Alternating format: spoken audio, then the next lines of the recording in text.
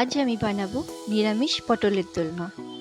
আজকে আমি খুবই সহজভাবে ঘরে থাকা উপকরণ দিয়ে এটা করে দেখাবো। তার জন্য আপনারা ঘরেই এটা যে কোনো সময় বানিয়ে নিতে পারবেন।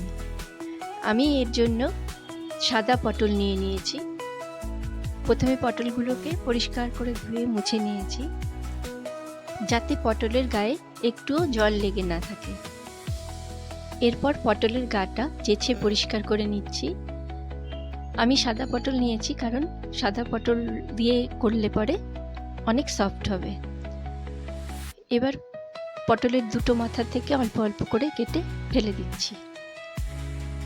এবার পটলের একটা সাইডে লম্বা করে চিড়ে নেব। এবার ওই চেরা অংশটার থেকে পটলের ভেতরটা পরিষ্কার করে নিতে হবে। এটা খুব সাবধানে করতে হবে যাতে পটলগুলো ভেঙে না যায়। এবার আমি পটলগুলোকে নিয়ে নিচ্ছি, আর আমার লাগছে আদা বাটা, হলুদ গুঁড়ো, জিরে গুঁড়ো, লঙ্কা গুঁড়ো আর গোটা গরম মশলা, সাদা জিরে, আর লাগছে সেদ্ধ আলু, নুন, টমেটো পিউরি আর ভাজা মশলা। এবার আমি পটলগুলোকে নুন আর হলুদ মাখিয়ে নিচ্ছি। এগুলোকে ভালো করে মেখে নিয়ে তেল গরম হলে একে একে এগুলোকে ছেড়ে দেব। পটলগুলোকে ভালো করে ভেজে নিতে হবে।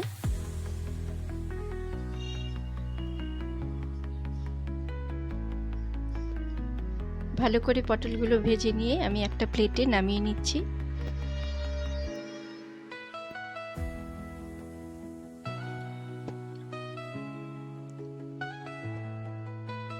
এবার ওই তেলেই আমি সেদ্ধ আলুটাকে নেড়ে নেব।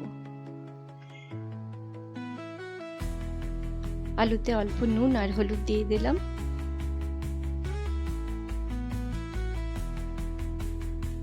এরপর একটু ভাজা মশলার গুঁড়োটা দেব। এই ভাজা মশলার গুঁড়োর মধ্যে আমি শুকনো লঙ্কা, সাদা জিরে আর গোটা গরম মশলা শুকনো কড়াইয়ে ভেজে গুঁড়ো করে নিয়েছি। এবার আলুটাকে প্লেটে নামিয়ে নিচ্ছি। এরপর পটল আর আলুটা ঠান্ডা হয়ে গেলে আমি আলুর পুরটা পটলের মধ্যে এভাবে ভরে দিচ্ছি। এইটাতে খুব সহজভাবে ভরা হয়ে যাবে। এরপর আমি ওই চেরা অংশটার থেকে যাতে পুরটা বেরিয়ে না যায় এর জন্য শুকনো বেসন এর ওপরে ছড়িয়ে দিচ্ছি।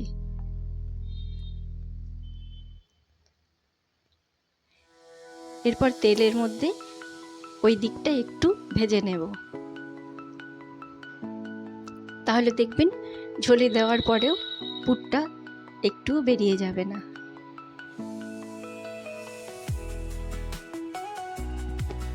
সব পটলগুলোকেই আমি এভাবে অল্প করে ভেজে নেব। এটা পুরোটা ভাজতে হবে না, শুধু একটা সাইডে ভাজলেই হবে।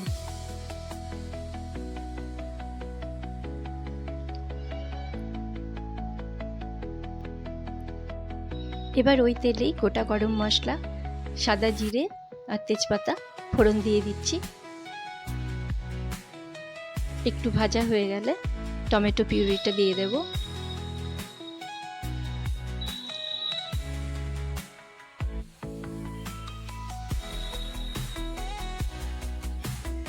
টমেটোটা ভালো করে ভেজে নিতে হবে। এবার টমেটোটা ভাজা হয়ে গেলে সব মশলাগুলো একে একে দিয়ে দিচ্ছি।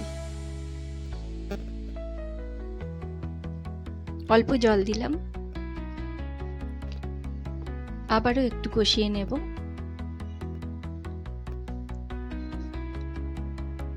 এভাবে কিছুক্ষণ কষানোর পর স্বাদ মতো নুন আর চিনিটা দিয়ে দেব।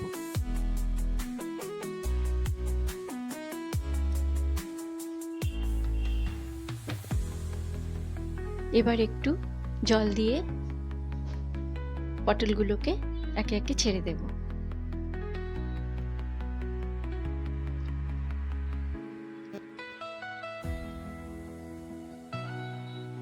এবার জল দিয়ে কিছুক্ষণ কম আঁচে রেখে দেব।